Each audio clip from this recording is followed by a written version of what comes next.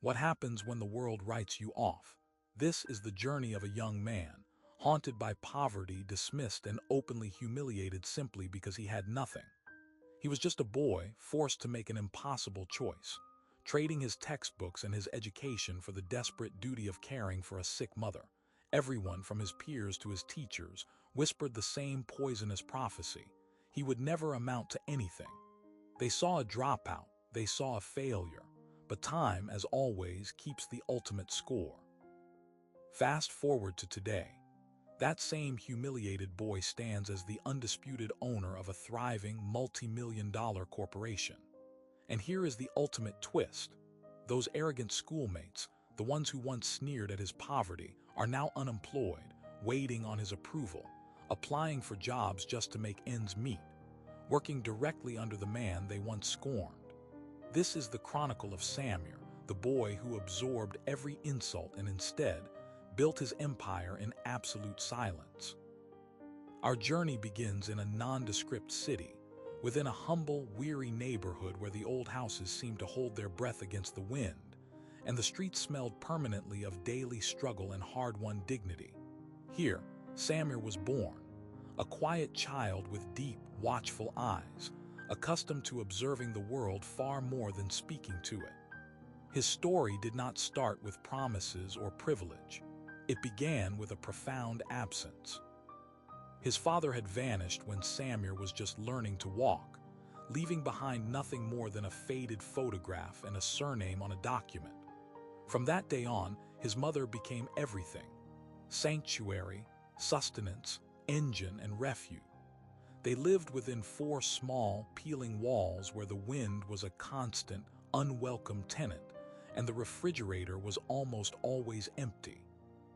Yet amidst the scarcity, a rare kind of tenderness, courage, and pride also resided. She raised him with the little she possessed: love in her hands, sweat on her brow, and often only dry bread on the table.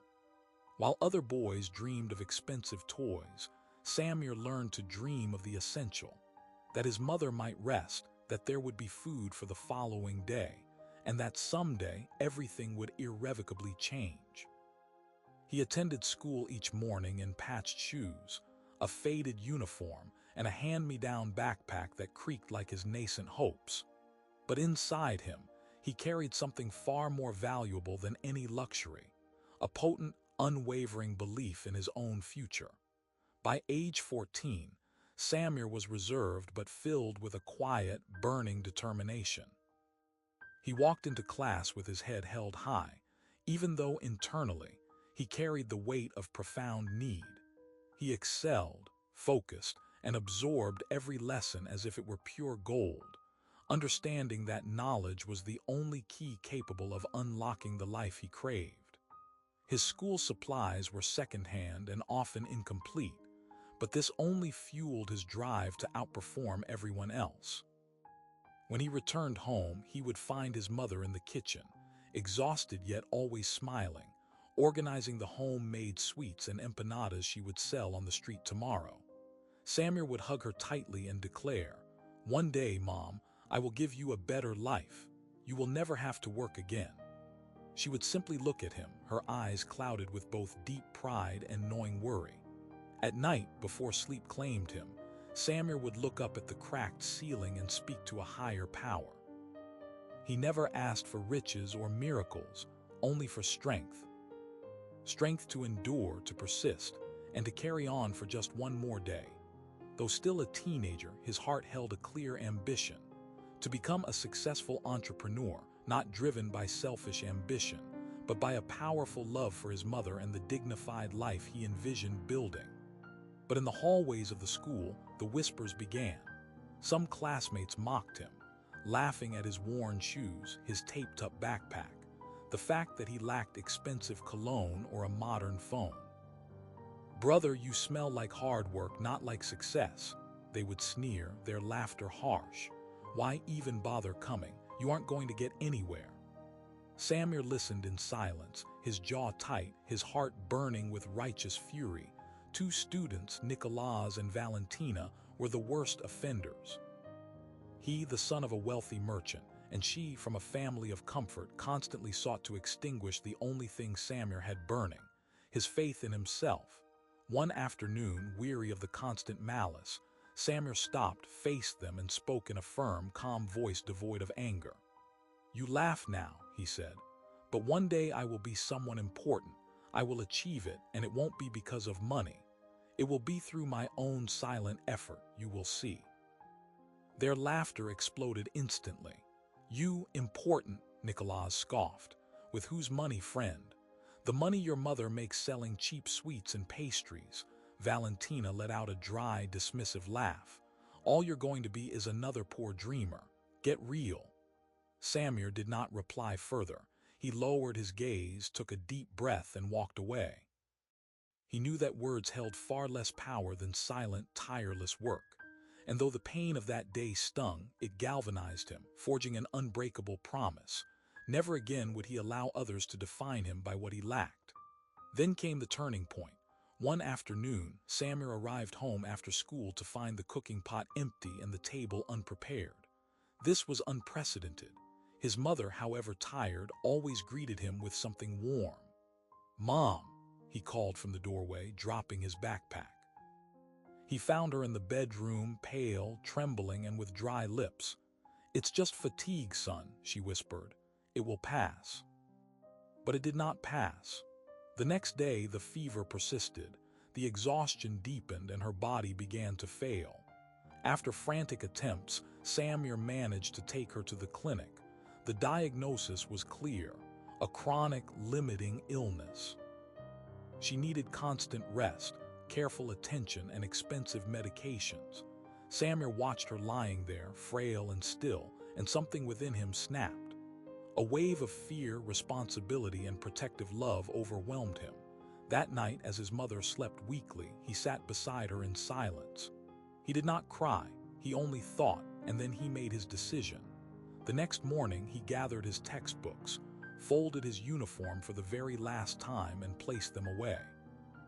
Samir did not abandon his studies out of defeat. He did so out of love. From that day forward, he ceased being merely a son and became the fundamental pillar of his home. He went out into the streets with a single mission: to find work to care for his mother. He knew his life would become instantly harder, but he did not care, because he now had a purpose greater than himself: to see his mother healthy and standing on her own feet again, and to give her the life she always deserved. But reality delivered a swift, brutal blow. Samir was only 15 years old. He went door to door, shop to shop, searching for employment, but was rejected by every single establishment. Each refusal landed like a physical stone upon his back, yet he refused to yield. With the last meager savings and what he could borrow from neighbors, he bought wholesale candies and went out to sell them on the streets. In the buses, on the corners, under the scorching sun and the chilling rain, he held his box of sweets with a determined gaze. He felt no shame. While others his age spent time in parks or discussing parties, Samir ran between traffic and stoplights, desperately trying to earn a handful of coins. With the daily earnings, he bought the most urgent medication for his mother and some food for the house. Sometimes, there was not enough for both, so he chose not to eat. "The important thing is that you get better, Mom," he would say with a weak smile, deliberately hiding his own hunger and exhaustion. He learned to cook, clean, do laundry, and care for her with the same devotion she had shown him throughout his entire life. Samir lost his childhood, but he gained an invincible courage. And while the world seemed to spin on, oblivious to his sacrifice, he began to forge his true character, one that is not shaped in classrooms, but on the unforgiving streets, in silence, struggle, and profound sacrifice. One afternoon, while offering candies on a downtown corner, Samir looked up and saw two familiar faces approaching. Nicolas and Valentina were perfectly dressed, exiting a fancy restaurant, laughing as always, until they spotted Samir with his box of sweets clutched to his chest, sweat beading on his forehead. "Look who it is," Nicolas scoffed. his voice dripping with mockery, the candy tycoon. Valentina let out a sharp, dry laugh and added, "And didn't you say you were going to be someone important? Look at you, you quit school. I guess this is starting at the bottom." Their laughter echoed louder than the city traffic. Samir did not answer. He simply looked at them for 1 second, then deliberately turned his gaze away. Not out of shame, but because he understood that some people only see the present, incapable of imagining what someone driven by an unshakable purpose can achieve. The days continued, and although the coins were few, Samir never stopped trying. But deep down, he knew that selling sweets would not sustain his mother for long. He desperately needed something more stable, something with the potential for genuine growth. And it was precisely at this moment, when all doors seemed permanently closed, that life, in its mysterious silence, placed someone special in his path. One evening, returning home with his box almost empty, Samir passed a small shoe repair workshop tucked between two abandoned storefronts. The rich scent of leather, glue, and polish hung in the air like an old memory. Through the entrance, he saw an old man hunched over a pair of worn boots, absorbed in his work, as if time itself did not exist. His hands trembled slightly but remained firm, cracked and deeply textured by the years. Samir stopped, captivated by the scene. He approached slowly, respectfully, and asked, "May I watch, sir?" The old man looked up and studied him carefully. He saw no pity or desperation in Samir's eyes. He saw hunger, a hunger to learn. "Are you interested in this, boy?" he asked, wiping sweat with a rag. Samir nodded. Don Jose looked at him for a few more seconds, then smiled with the weary kindness of someone who has lived too much. "This is not just work, young man," he said. "It is an art. He who knows how to mend a shoe also knows how to endure life." From that day, the workshop became Samir's second home. He learned to stitch, to patch, to polish. He learned to treat leather with respect and patience. Over time, he grew into the city's youngest shoemaker. The years rolled on. Samir was now 20 years old, and though his life remained simple, things had begun to shift dramatically. He had become a genuine expert in the craft of repairing and polishing footwear. People sought him out, not just out of necessity, but because of his trustworthiness and the quality of his work. His young hands had learned to read leather like skin, breathing new life into objects others deemed worthless. Thanks to his dedication, he began to earn a better income. It was not a fortune, but it was enough. He paid for his mother's medication, kept food on the table, and every spare bill was carefully folded and stored in a small wooden box beneath his bed. He was no longer saving only out of necessity. He was saving with a clear vision in mind. One evening at home, while organizing his tools, he looked up and told his mother, "Mom, someday I will open my own footwear business. I do not want to work in the shadows forever. I want to create, to leave my own mark, and to provide you with the life you deserve." She, who was slowly recovering, smiled tenderly. "I know you will achieve it, son. You were born for something significant." And so, amidst the fatigue, the routine, and the scars, Samir began to dream not of fame or luxury, but of building his own fashion footwear company, a brand with soul, a story with purpose. One afternoon, while fixing shoes at his small corner stand, Samir heard familiar voices approaching once more. "Look who we found again," Nicolas said, dripping sarcasm. "Now he is the great shoe entrepreneur." Valentina let out a burst of harsh laughter. "And to think he told us he would be somebody important. We are already in university, and he is still here with his broken shoes." Samir did not raise his head. He did not utter a single word. He simply continued polishing the leather with measured patience, as if his hands spoke for him. Internally, he thought, "Keep laughing. I am building in silence, and time will deliver the response." A pivotal day arrived when, walking through a different part of the city, he saw a group of young professionals gathered in a room. They were entrepreneurs discussing growth strategies and business plans. Samir sat quietly in the back, without a notebook or a suit, but with an insatiable hunger to learn. From that day on, Samir made a definite commitment. He would build an empire, but he would do it in complete silence. By day, he polished shoes on the same downtown corner. By night, he devoured books. He took meticulous notes at every free entrepreneurial workshop he could attend, absorbing knowledge from the internet. While others boasted about university degrees, Samir polished leather and relentlessly absorbed wisdom. He used the foundational talent learned from Don Jose to create his first idea, designing and selling custom-styled shoes. He failed once, twice, 10 times, but he never gave up. Samir had saved every possible penny from his work as a shoemaker. He did not have much capital, but one day at a small entrepreneurship fair, he met Don Marcos, a retired businessman. Samir presented his plan. Don Marcos saw something that many others ignored: quiet determination, fortitude, and silence. He offered Samir the seed investment, and thus, Zapatos Samir was born. A small brand with a colossal soul, Samir and his mother moved to a larger city. The first few months were grueling. Samir did everything. He designed, sewed, sold, made deliveries, answered calls, cleaned his small workshop, and treated every customer with profound respect.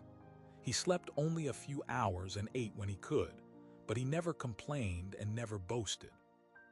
While others shared their minor achievements on social media, Samir shared his efforts only with his ledger. He constructed his future in silence, understanding that true success does not need to scream to be genuine. People quickly began to notice the exceptional quality of his shoes, and gradually, his business grew. He hired staff to increase production because his products were so highly sought after. His name spread, not through scandal, but through unwavering excellence. Samir continued attending capacity-building workshops. He learned to leverage digital networks to market his product and attract potential clients. And one day, without fanfare, he realized he was no longer the boy polishing shoes. He had become a respected entrepreneur. Sometime later, his former classmates, Nicolas and Valentina, moved to the same large city. Both were now unemployed. Nicolas, a licensed business administrator, had been months without finding a stable opportunity. Valentina, a certified secretary, also faced the heavy weight of unemployment amidst a deep economic crisis. Desperate for a new start, they saw a job opening posted by an emerging fashion and footwear company. There were 2 vacancies, one for an administrator and one for a secretary. They applied immediately. They had no idea who was behind this promising company. The brand was called Zapatos Samir, but they never connected the name to the humble young man they had looked down upon years ago. That day, Samir arrived via taxi, dressed simply, without expensive watches or any trace of arrogance. Nicolas and Valentina, seeing him approach the building, exchanged discreet, knowing glances and subtle laughs. "Look who's here," they must have thought. "He must be applying for the cleaning job." They entered the waiting room. Minutes later, the doors opened, and the person who walked in was Samir himself, dressed elegantly but with the same quiet humility he had always possessed. He sat behind the large desk. Nicolas and Valentina were speechless. "Welcome," he said calmly. "I am Samir, the owner of this company. Thank you for coming." The expressions on Nicolas and Valentina's faces dissolved into disbelief.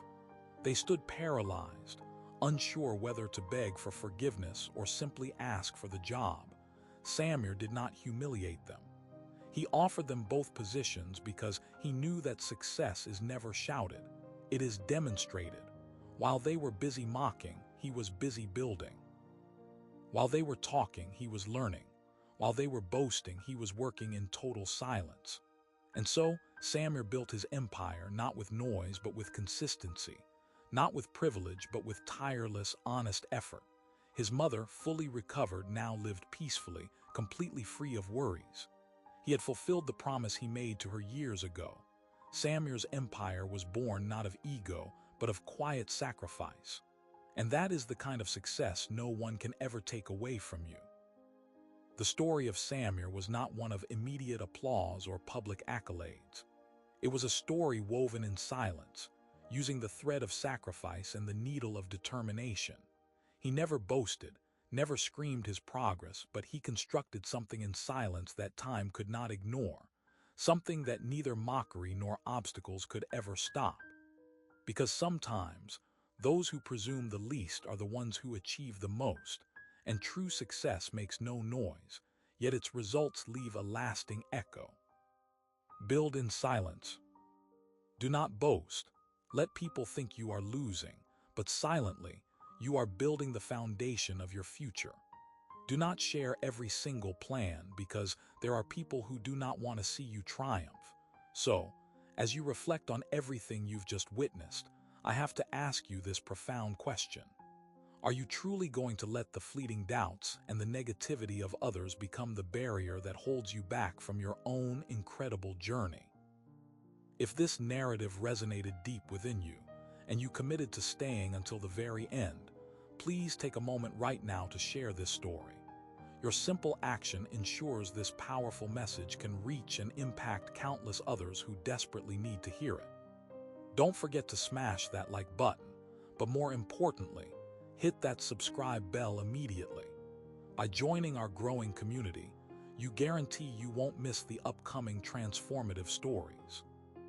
We have curated a collection of even more profound experiences waiting right here for you. If this particular story managed to move your spirit, I can personally guarantee that the next powerful saga we uncover will resonate even more deeply within your soul. Thank you so much for investing your valuable time with us. We look forward to seeing you, without fail, in the next one.